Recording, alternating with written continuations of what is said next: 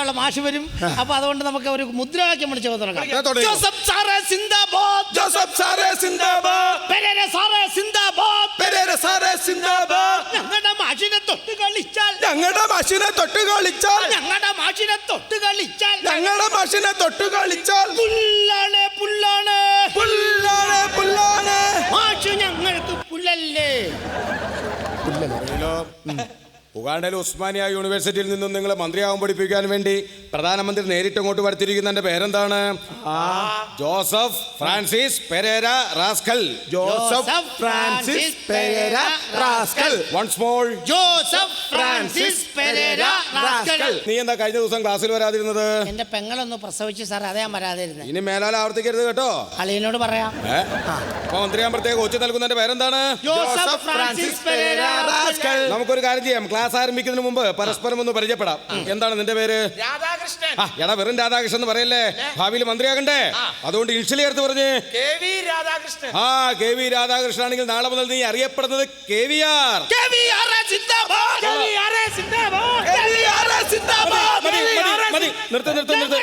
നിർത്ത്. എന്താണ് നിന്റെ പേര്? എന്റെ പേര് രാജപ്പൻ. എടാ വെറും രായപ്പെന്ന് പറയല്ലേ, ഭാവിയിൽ മന്ത്രിയാകണ്ടേ? ഇൻഷ്യലി ചേർത്ത് പറ. MG രാജപ്പൻ. MG രാജപ്പൻ ആണെങ്കിൽ നാളെ മുതൽ നീ അറിയപ്പെടുന്നത് MGR. MGR. MGR வாழ்க. MGR வாழ்க. MGR வாழ்க. MGR வாழ்க. MGR வாழ்க. MGR வாழ்க.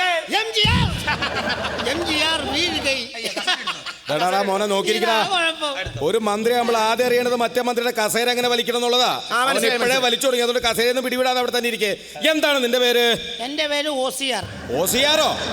എന്റെ പേര് ഞാൻ തന്നെ ഇട്ടു സാർ. എന്താണ് ഈ OCR? എന്താണ്? എന്റെ പേര് രാജു എന്നാ. OC രാജു. OC ഇൻഷ്യല്. അച്ഛന്റെ പേരോ? അച്ഛന്റെ പേര് OPR. പെങ്ങളുടെ പേര് ഹണീബി. പിന്നെ വെല്ലുമ്മച്ചുണ്ട് കാലാപ്പാനിയോ, പഴയ മദ്യോ. അങ്ങനെയാണ് നിനക്ക് തീർച്ചയായിട്ടും മദ്യവും വീട്ടാളെ എല്ലാ വകുപ്പ് കൈ കിട്ടിട്ട് എന്നിട്ട് മതി ആക്രാന്താവേശമൊക്കെ. അപ്പൊ മന്ത്രിയാൻ പ്രത്യേക കോച്ച് നൽകുന്നതിന്റെ പേരെന്താണ്? ജോസഫ് ഫ്രാൻസിസ് പെരേര റാസ്കൽ. നമുക്കൊരു കാര്യം ചെയ്യാം, ഇനി പ്രതിജ്ഞ ചൊല്ലാം. നമ്മൾ ക്ലാസ് ആരംഭിക്കുന്നതിന് മുമ്പ് ദിവസം പ്രതിജ്ഞ ചൊല്ലാറില്ലേ? എല്ലാവരും വലത്തെ കൈ നീട്ടി പിടിച്ചത് പോലെ. എടാ പിച്ച എടുക്കാനല്ലടാ പറഞ്ഞത്, ഇങ്ങനെ നീട്ടി പിടിക്കുക കറക്റ്റ് ആയിട്ട്. എനിക്കായിട്ടുള്ളൂ. ഇന്ത്യ എന്റെ രാജ്യമാണ്. എല്ലാ ഇന്ത്യക്കാരും എന്റെ വോട്ടർമാരാണ്. ഇലക്ഷൻ എടുക്കുമ്പോൾ കള്ളു കൊടുത്തും കാശ് കൊടുത്തും ഞാൻ അവരെ സ്വാധീനിക്കുന്നു. ഇലക്ഷൻ കഴിയുമ്പോൾ അവരെ കഷ്ടപ്പാടിലും അവരെ ദുരിതത്തിലും ഞാൻ സന്തോഷിക്കുന്നു. ജയ് സെക്രട്ടറി, ജയ് പാർലമെന്റ്, ജയ് ഖജനാവ്. കൊള്ളാലെ വീഡിയോ. നിനക്ക് തീർച്ചയായിട്ടും ധനവകുപ്പ് കിട്ടാനുള്ള എല്ലാ ആവശ്യത്തിന് മതി. ധനവകുപ്പ് കൈ കിട്ടിട്ട് എന്നിട്ട് മതി ആക്രാന്ത ആവേശം കേട്ടോ. അപ്പൊ മന്ത്രി ഞാൻ പ്രത്യേക കോച്ച് നൽകുന്നതിന്റെ പേരെന്താണ്? ജോസഫ് ഫ്രാൻസിസ് പെരേര റാസ്കൽ. ഈ പേരിങ്ങനെ നിങ്ങൾ കൂടെ ഓർക്കണം. കാരണം നിങ്ങൾ ഇവിടുത്തെ പഠിത്തം കഴിഞ്ഞ് ഭാവിയിൽ മന്ത്രിയായി എന്തെങ്കിലുമൊക്കെ അഴിമതി നടത്തുമ്പോൾ മാഷിന് എന്തെങ്കിലുമൊക്കെ കൊണ്ടുവന്ന് തരണം കേട്ടാ. ഇനി നമുക്കൊരു കാര്യം ചെയ്യാം, മലയാളത്തിൽ അക്ഷരമാലകൾ ചേർത്ത് വെച്ച് ഭാവിയിൽ അങ്ങനെ മന്ത്രിയാകാൻ പഠിക്കാം. മലയാളത്തിൽ അക്ഷരമാലകൾ ചേർത്ത് ഭാവിയിൽ എങ്ങനെ മന്ത്രിയാവാന്ന് പഠിക്കാം. അക്ഷരമാലകൾ ചേർത്ത് വെച്ച് ഭാവിയിൽ അങ്ങനെ മന്ത്രിയാകാൻ പഠിക്കാം. മാഷ് പറയുന്നത് ശ്രദ്ധിച്ചോളൂ. അത് തന്നെ. കാക്കാ കീക്കി കൂക്കു കേക്കേ കൈക്കോ കംകം. എവിടെ മുറ്റത്തൊരു മൈന തിരിഞ്ഞു നോക്കിയാൽ മൈന ഇരിക്കും. മൈനനെ പായിച്ചു ഇതെന്താ ഈ കാക്കാക്കൂട്ടി കല്ലിട്ട പോലെ? എടാ ഇതൊരു മന്ത്രി ക്ലാസ് ആണത്, അതാണ് ശ്രദ്ധിക്കണം. എടാ മാഷ് ഓരോരോ വാക്കുകൾ എടുത്തെടുത്ത് പറഞ്ഞു തരും, അതിനനുസരിച്ച് നിങ്ങൾ ഉത്തരം പറഞ്ഞാൽ മതി കേട്ടോ. ക എന്ന് പറഞ്ഞാൽ എന്താണ്? എന്ത് ചോദിച്ചാലും ഈ ആ മാത്രമുള്ളോ? എടാ ക എന്ന് പറഞ്ഞാൽ കരക്കാരുടെ. അങ്ങനെയാണെങ്കിൽ ക എന്ന് പറഞ്ഞാൽ എന്താണ്? കരക്കാരുടെ കായോ? ഇത് കായല്ല, ഇത് കരക്കാരുടെ കാശുകൾ.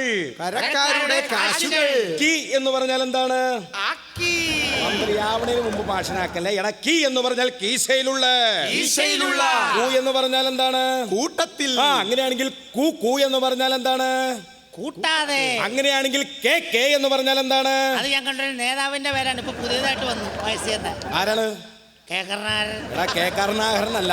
എടാ കെ എന്ന് പറഞ്ഞാൽ കേരളത്തിലെയും കേന്ദ്രത്തിലെയും കാശുകൾ. കൈ എന്ന് പറഞ്ഞാൽ എന്താണ്? കമ്മെന്ന് പറഞ്ഞാൽ എന്താണ്? ഇതാണ് കാക്ക കീക്കി കൂക്കു കേക്കെ കൈക്കോ കം കം. കുട്ടിക്ക് മനസ്സിലായോ?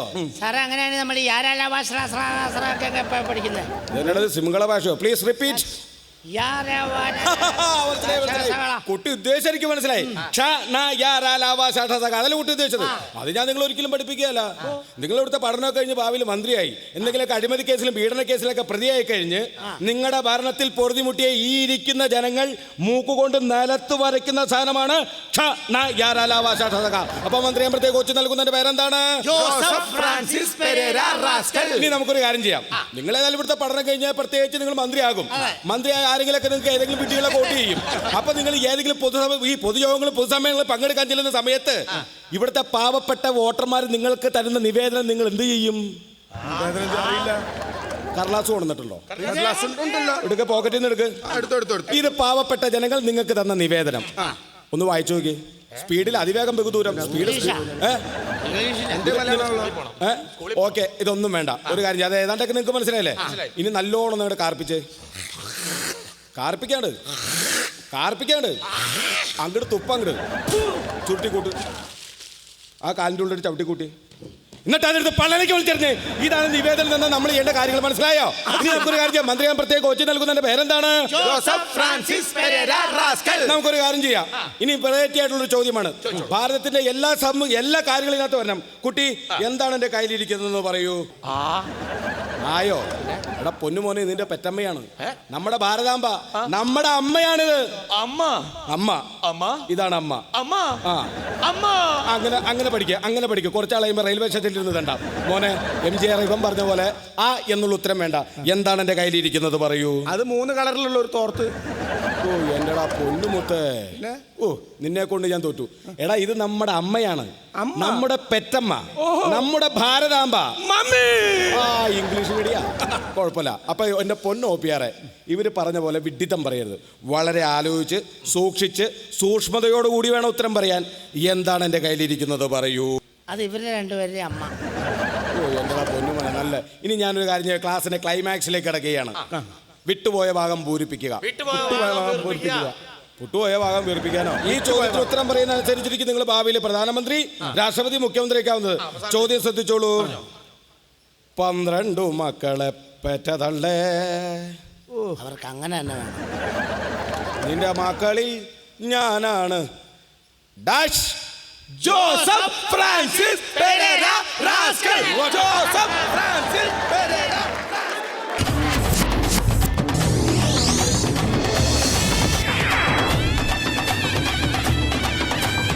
സഞ്ചാരം നിങ്ങൾക്കായി അവതരിപ്പിക്കുന്നത് ക്ലോസപ്പ് ഉപയോഗിക്കാത്ത രാഹുലിന്റെ വൃത്തികെട്ട ചിരി. ക്ലോസപ്പ് ഉപയോഗിച്ച കണ്ണിന്റെ സുന്ദരമായ ചിരി. നമസ്കാരം. സഞ്ചാരം പരിപാടിയുമായി ഞാൻ ബജാജ് എന്ന് പേരെഴുതിയതും 3 ചക്രമുള്ളതുമായ വാഹനത്തിലൂടെ അതിശയിച്ച് സഞ്ചരിച്ചു കൊണ്ടിരിക്കുകയാണ്. ഈ വാഹനത്തിൽ നിന്നും 10 രൂപയ്ക്ക് പകരം 15 രൂപയും കൊടുത്ത് ഞാൻ ഇറങ്ങിയത് റോട്ടിലെ ഒരു കുഴിയിലേക്കായിരുന്നു. ഈ വീഴ്ച ഇവിടുത്തെ ഒരു ആചാരമാണത്രേ. ആരോ കണ്ടോ എന്ന് ഞാൻ തിരിഞ്ഞു നോക്കിയപ്പോൾ ഒരാൾ പുറകിൽ നിന്നും വിളിച്ചു കൂവുന്നുണ്ടായിരുന്നു. എല്ലാം കാണുന്നവൻ സാക്ഷി. സാക്ഷിക്ക് എന്താ കൊമ്പുണ്ടോ? ഇനി ഞങ്ങളും അങ്ങ് സമ്മതിച്ചേക്കാം. സാക്ഷിക്ക് അല്പം കൊമ്പുണ്ട്. ആ പ്രിയ സത്യത്തിൻ്റെ കൊമ്പ്. വീഴ്ചയുടെ ആഘാതത്തിൽ ഞാൻ അമേരിക്കയിൽ നിന്നും വാങ്ങിയ എൻ്റെ കണ്ണടയുടെ കാൽ പൊട്ടി. അതിൻ്റെ കാരണമറിയുവാൻ ഞാനൊരു കണ്ണടക്കടയിലേക്ക് കയറിയപ്പോൾ കണ്ണടക്കടക്കാരൻ ഇങ്ങനെ പറഞ്ഞു: നിങ്ങളുടെ കണ്ണടയുടെ പ്രശ്നത്തിൻ്റെ കാരണം ഇപ്പോൾ ഇവിടെ പറയുവാൻ സാധ്യമല്ല. അതുകൊണ്ട് താങ്കൾ പ്രശസ്തനായ ജ്യോത്സ്യൻ ആറ്റുകാൽ രാധാകൃഷ്ണനെ സമീപിക്കുന്നതായിരിക്കും നല്ലത്. അങ്ങനെ ഞാൻ ആറ്റുകാൽ രാധാകൃഷ്ണൻ്റെ വീടന്വേഷിച്ച് നടന്നപ്പോൾ അദ്ദേഹത്തിൻ്റെ വീടിനെ നോക്കി 2 പേർ പുകഴ്ത്തി പാടുന്നുണ്ടായിരുന്നു. ചന്ദനച്ചായമുള്ള ചുവരുകൾ, വെണ്മയാർന്ന തൂണുകൾ, മനോഹരമാണി മാളിക, വർണ്ണമനോഹരമാണി മാളിക, വർണ്ണം വിതറി വിളങ്ങി നിന്നു. ഞാൻ ആറ്റുകാൽ രാധാകൃഷ്ണനോട് കാരണം ആരാഞ്ഞപ്പോൾ അദ്ദേഹം ഇങ്ങനെ പറഞ്ഞു: മൂലം രാശിയാണെങ്കിൽ വീടിന്റെ മൂലയിൽ നിന്ന് മാറാതിരിക്കുന്നതായിരിക്കും ഉത്തമം. ഭരണി പൊട്ടിപ്പോകാതെ നോക്കുന്നത് വളരെയധികം നന്നായിരിക്കും. ചൊവ്വ അന്ന് 1-ാം തീയതി ആയതുകൊണ്ട് ബീവറേജ് ഷാപ്പുകൾക്കെല്ലാം തന്നെ അവധിയായിരിക്കും. പകരം കള്ള് ഷാപ്പിൽ പോകുന്നതായിരിക്കും വളരെയധികം നല്ലത്. മുൻഷി നിങ്ങൾക്കായി അവതരിപ്പിക്കുന്നത് ഡൊമാക്സ്. വയറിളക്കം, ഛർദി എന്നെ തോൽപ്പിക്കുവാൻ വേണ്ടി വീണ്ടും ഡൊമാക്സ് കൊണ്ടുവന്നിരിക്കുന്നു. വെട്ടിക്കൾ എന്നെ തോൽപ്പിക്കാൻ നോക്കണ്ട, ഞാൻ തോൽക്കില്ല. സാറന്മാരെ അറിഞ്ഞില്ലേ, നമ്മുടെ പുതിയ സർക്കാരെ 1000 ദിവസം പിന്നിട്ടത്രേ. എടോ കറിയാച്ച, ദിവസത്തിലല്ല കാര്യം, പ്രവൃത്തിയിലാ. നമ്മുടെ അച്ചുമാവനെ സത്യപ്രതിജ്ഞ ചെയ്തതിനെതിരായി ഒന്നും ചെയ്യില്ലെന്നാ പറഞ്ഞിരിക്കുന്നത്.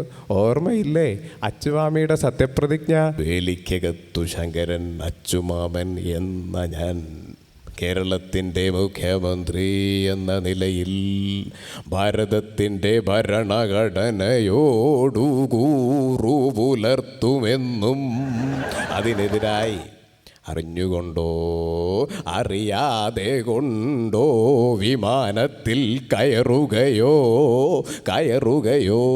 അവിടെ എവിടെയെങ്കിലും മാറി മാറി